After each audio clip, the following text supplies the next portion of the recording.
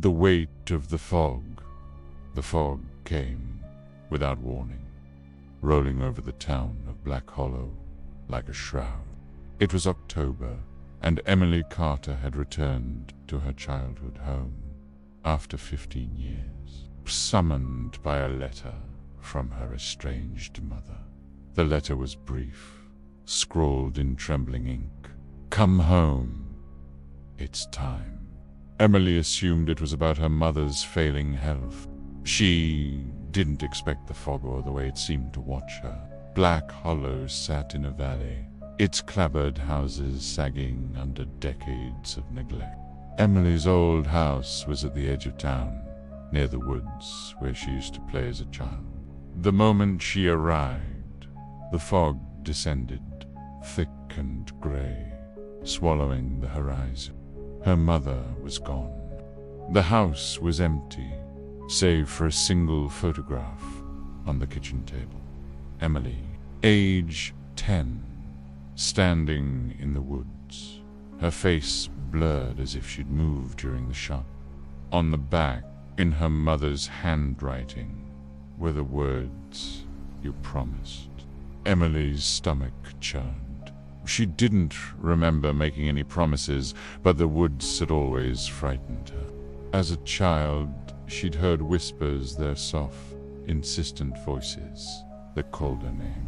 She'd stopped going after her best friend, Lily, vanished during a game of hide-and-seek.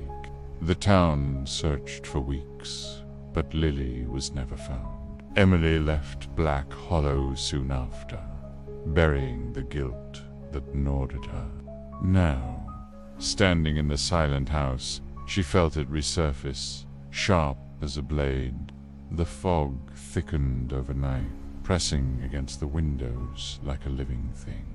Her phone was dead, the landline silent. The power flickered, casting shadows that seemed to shift when she wasn't looking. She tried to leave, but the road out of town was invisible, the fog so dense it felt like wading through water. Her car sputtered and died a mile from the house. As she walked back, she heard it a whisper, faint but unmistakable. "Emily." She froze. The voice wasn't human. It was too low, too layered, like a chorus of throats speaking as one. It came from the woods. Her heart pounded, but she couldn't run. The fog seemed to hold her, its cold tendrils curling around her ankles. She stumbled back to the house, blocking the door, though she knew it wouldn't help. That night, the whispers grew louder. They seeped through the walls, forming words she couldn't quite understand. She found more photographs in the attic, Polaroids she didn't remember taking.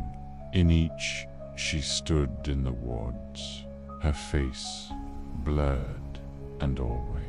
In the background, a shape tall, thin, its edges indistinct, like a smudge of ink.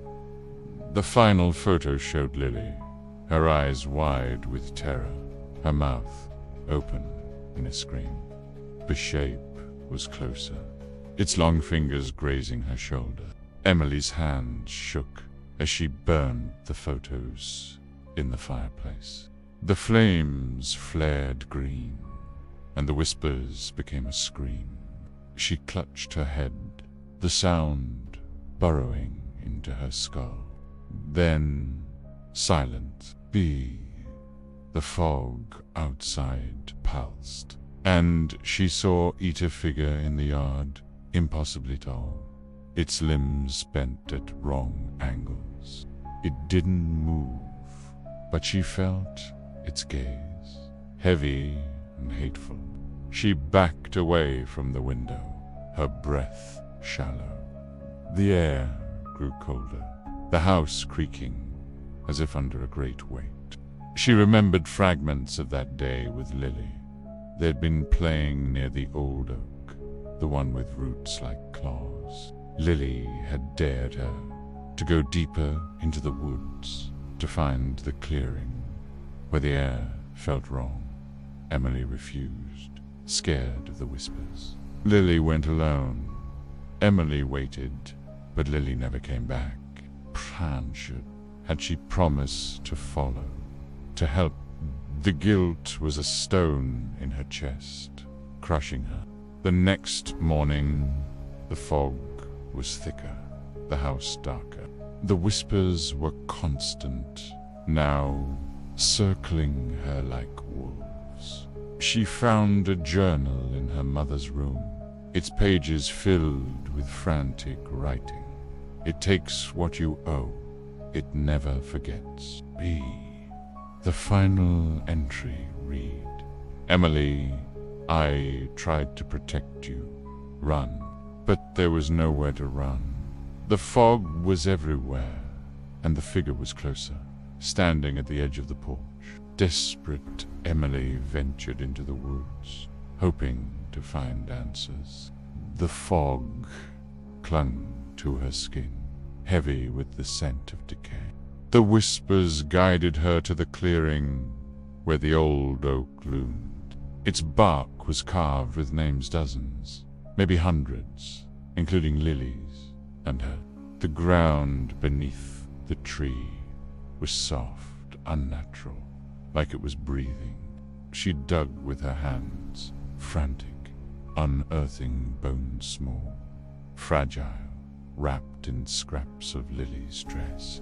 The whispers roared, and the figure appeared, its face a void, its limbs stretching toward her.